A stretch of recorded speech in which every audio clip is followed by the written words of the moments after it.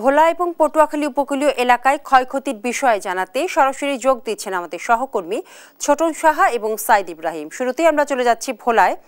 ছোটন, নিম্নচাপের প্রভাবে ভোলায় উপকূলীয় এলাকায় কি পরিমাণ ক্ষয়ক্ষতি হয়েছে সেই তথ্য কি আপনি পেয়েছেন?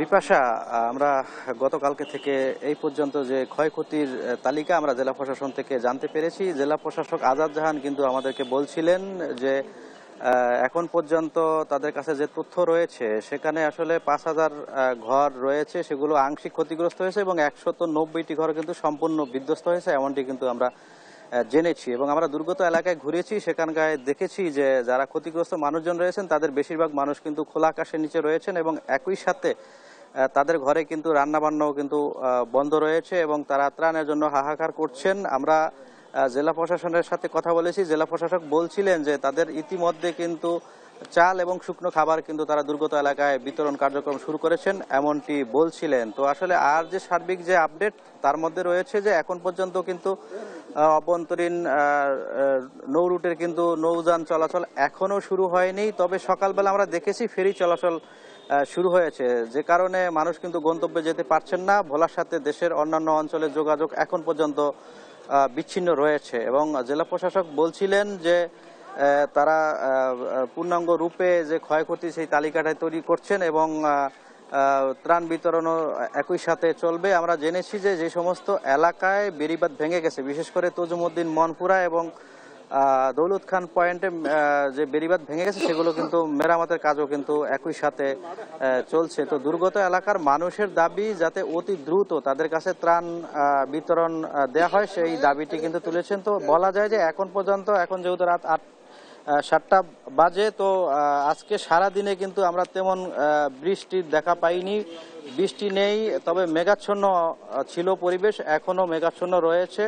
উপকূলবাসীর কাছে যে শঙ্কা ছিল এই ঝড় নিয়ে, ক্ষয়ক্ষতি নিয়ে, সেটি বলা যায় যে অনেকটা কেটে গেছে এবং উপকূলে বলা যায় যে অনেকটাই স্বাভাবিক অবস্থা ফিরে এসেছে। তো এ ছিল আমার কাছে যে নিম্নচাপের প্রভাবে যে বলা ক্ষয়ক্ষতি হয়েছে তা নিয়ে সর্বশেষ তথ্য। এখন আমরা যুক্ত হব পটুয়াখালী, সেখানে রয়েছেন আমাদের সহকর্মী সাইদ ইব্রাহিম। সাইদ ইব্রাহিম, আপনার সেখানকার এই নিম্নচাপের প্রভাবে কি ধরনের ক্ষয়ক্ষতি হয়েছে সে বিষয়ে বিস্তারিত জানাবেন।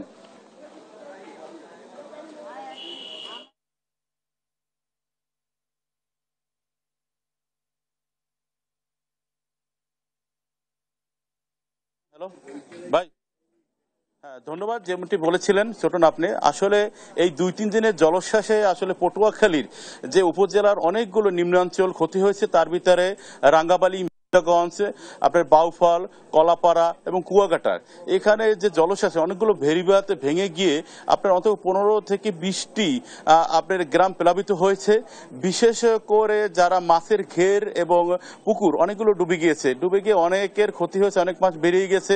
এছাড়া অনেকের বাসাবাড়িতে পানি ঢুকে গেছে, যেগুলো এখন পর্যন্ত পানি বাহিরে বের হয়নি এবং তারা ঘরেও ফিরে যেতে পারেনি। এছাড়া আপনার কুয়াকাটাতে মেরিন ড্রাইভ করা হয়েছিল, যেটা উদ্বোধনের আগেই কিন্তু আপনি ভেঙে গিয়েছে এই জলোচ্ছ্বাসের কারণে। এছাড়া আজকে সকালে আমি যখন লঞ্চঘাট এলাকায় এসেছি তখন শুনেছি যে নদী বন্দরে যে 2 নম্বর সতর্ক সংকেত ছিল, সেই সতর্ক সংকেত উঠানোর কারণে আজ বিকেলে কিন্তু ঢাকাগামী যে লঞ্চ, সেই লঞ্চটি ছেড়ে গিয়েছে। এছাড়াও কিন্তু আপনার যে খেওয়া পারাপারের যে নৌকা, ছোট যে নৌযানগুলো ছিল, সেই নৌযানগুলো চলাচল শুরু করেছে এবং স্বাভাবিক হতে শুরু করেছে। এবং এছাড়া আমি কথা বলেছি রাঙ্গাবালী উপজেলা অনেকের সাথে, তারা এখন পর্যন্ত আপনার পানিবন্দী অবস্থায় আছেন, তাদের আসলে খাবারের সেরকম ব্যবস্থা কেউ করেনি। এছাড়া আমি কথা বলেছি ত্রাণ ও দুর্যোগ অফিসে, এখানে তারা বলেছে যে শুকনো খাবারের জন্য 3 লক্ষ টাকা এবং ঢেউটিনের বরাবর এবং 9 লাখ টাকা তারা বরাদ্দ দিয়েছে।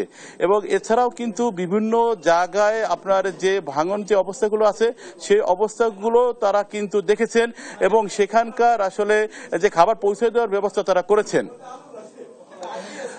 এই ছিল পটুয়াখালী থেকে ঘূর্ণিঝড় নিয়ে আমার কাছে এখনকার সর্বশেষ তথ্য। আমরা ফিরে যাব স্টুডিওতে বিপাশার কাছে। বিপাশা।